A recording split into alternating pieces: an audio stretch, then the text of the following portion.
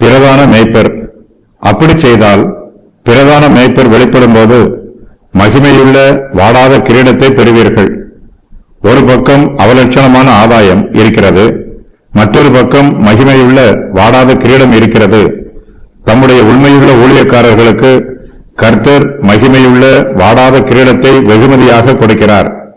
இயேசு கிறிஸ்துவே நம்முடைய பிரதான மேய்ப்பர்.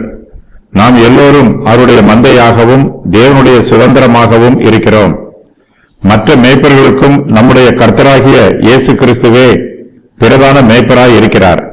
சபையின் ஊழியக்காரர்கள் எல்லோரும் பிரதான மேய்ப்பருக்கு கீழ் ஊழியம் செய்கிற சாதாரண மேய்ப்பர்கள். நம்முடைய பிரதான மேய்ப்பர் தம்முடைய மகிமையில் வெளிப்படுவார்.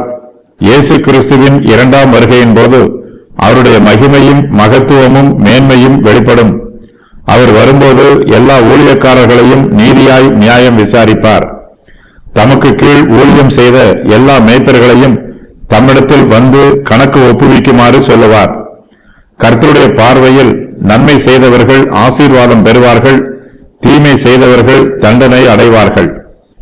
ஊழியக்காரர்கள் தேவனுடைய மந்தையை மனப்பூர்வமாயும் உற்சாக மனதோடும் மந்தைக்கு மாதிரியாகவும் இருந்து கண்காணிப்பு செய்திருந்தார்கள் என்றால் பிரதான மேய்ப்பராகிய இயேசு கிறிஸ்து அவர்களுக்கு மகிமையுள்ள வாடாத கிரீடத்தை வெகுமதியாக கொடுப்பார்.